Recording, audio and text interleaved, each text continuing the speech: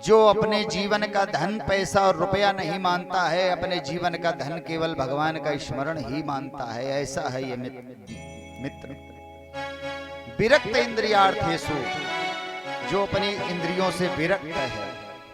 प्रशांत, प्रशांत किसे कहते हैं? शांत एक होता है शांत, और जब प्रा उपसर्ग लग गया तो वही प्रशांत हो गया। प्रशांत आत्मा जितेंद्रियः। इनके घर में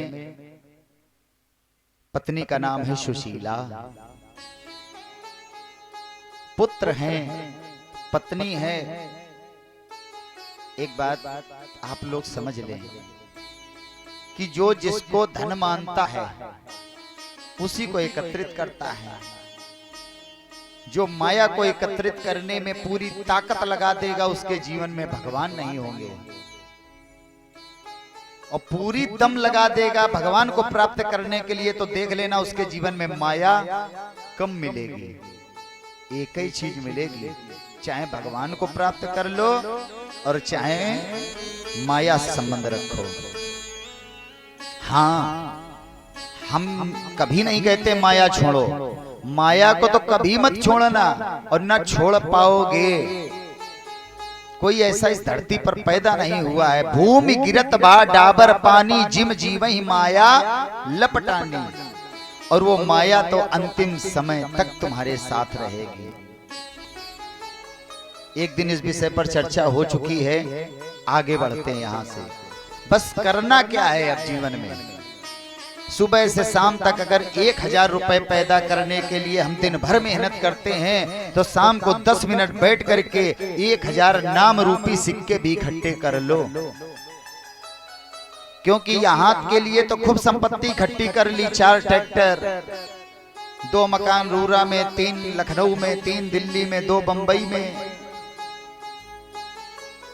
लेकिन तुमने सनातन के लिए क्या इकट्ठा किया?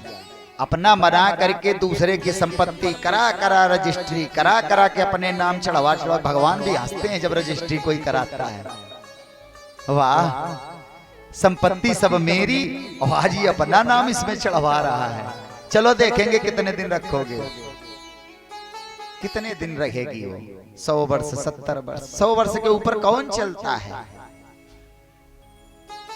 बहुत थोड़े समय के लिए। लेकिन हम लोग जो वो संपत्ति साथ भी नहीं जानी है, उसी के लिए दिन रात लड़ा करते हैं। अपने सगे भाई का गला घोंट देते हैं, पिता को भी आंखें दिखाते हैं, मारने के लिए दौड़ते हैं संपत्ति के लिए ना।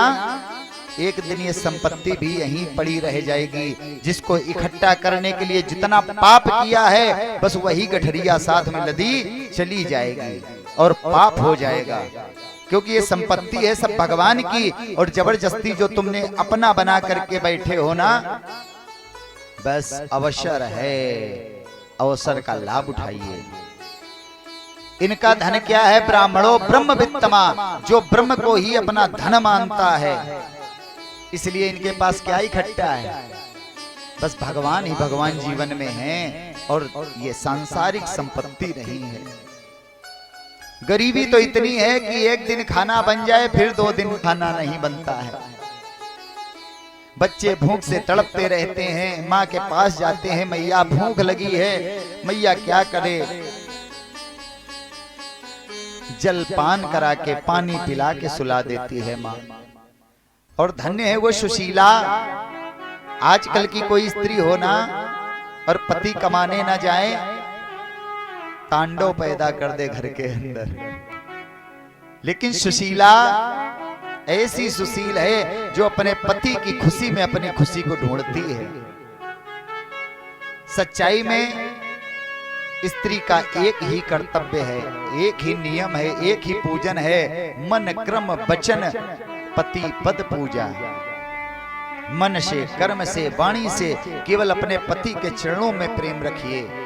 आप लोगों के अंदर एक प्रश्न उठेगा, पंडित जी हम उनके ऊपर कैसे उनके चरणों में मनन करें? क्योंकि उनकी भाषा शैली इतनी गंदी है, इतनी खराब है, इतना उल्टा सीधा हमें बोलते हैं। कोई बात नहीं, बोलने दो, कन्हैया के नाम पर तो सुन सकती हो।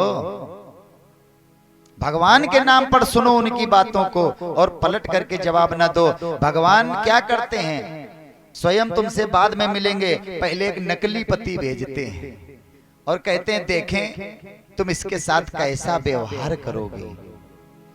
अगर उसके साथ तुम्हारा व्यवहार गलत रहा तो भगवान जान जाते हैं कि हमारे साथ भी तुम्हारा व्यवहार गलत रहेगा, क्योंकि जो मैंने ये एक पुतला बना के तुम्हें दिया था, जब तुम इसको नहीं समझ पा रही हो तो मुझे क्या समझोगी।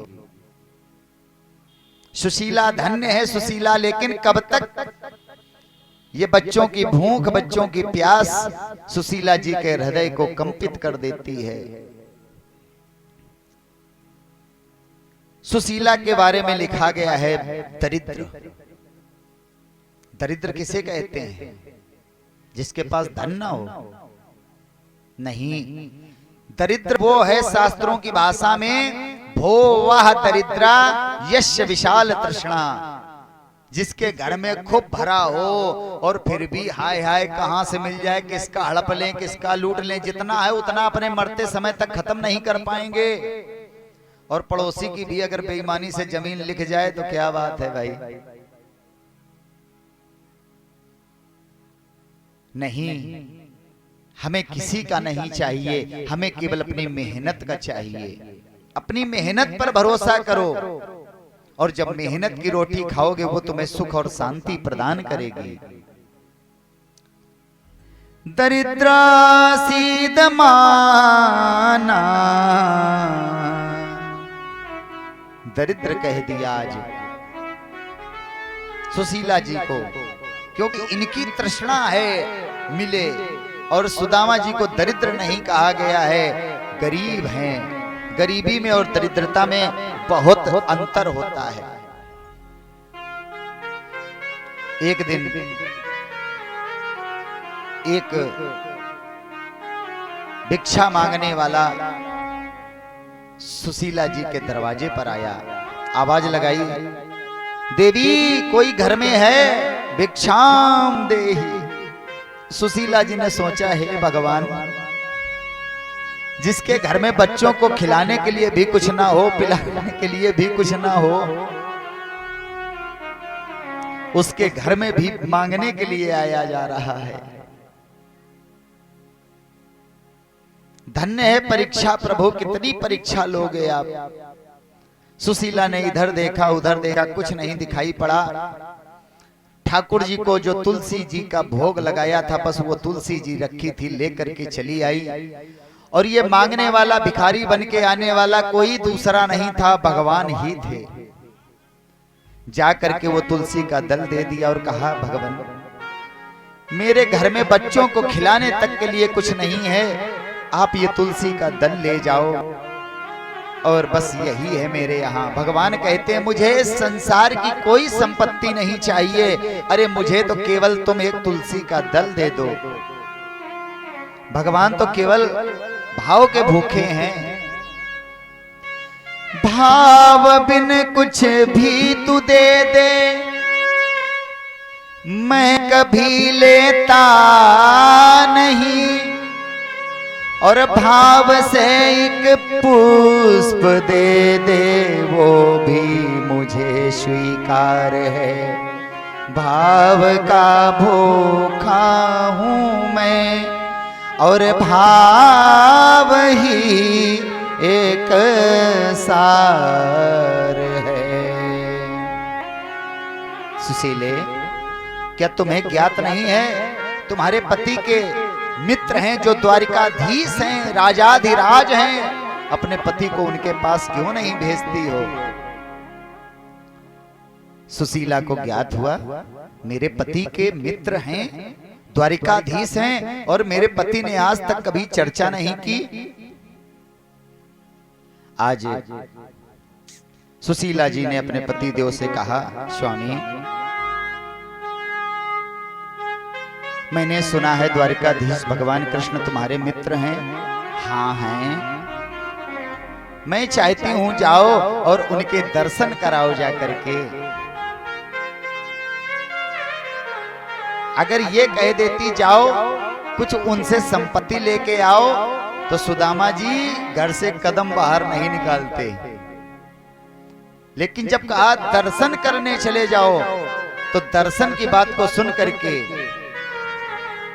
अयम ही परमो लाभो, ये तो मेरे जीवन का परम लाभ होगा, उत्तम श्लोक दर्शनम, उत्तम है भगवान का दर्शन। लेकिन 2-3 जगह ऐसी हैं जीवन में जहां खाली हाथ कभी ना जाओ। एक दिन और भी आप लोगों को बताया था, गुरु के यहां जाना हो कभी भी खाली हाथ मत जाओ, श्रद्धा विश्वास लेके जाओ। इतना परेशान क्यों हो? मन में श्रद्धा और विश्वास लेके जाओ, जरूरी थोड़ा नहीं फल केला लेके चलो निकलो।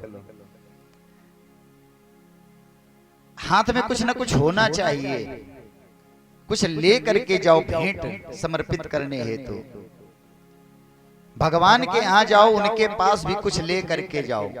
कुछ ना मिले रास्ते में चले आ रहे हो, जो पत्ती पत्ता मिल जाए, फूल मिल जाए, वही चढ़ा दो जाकर के। भगवान सब स्वीकार कर लेते हैं, केवल सच्चे मन से उन्हें तुम निवेदित करो। याचित्वा चतुरो मुष्टिन विप्रान पृथुक तंदुलान चैलखंडेन तान बद्ध्वा भरते प्रादादुपायनम।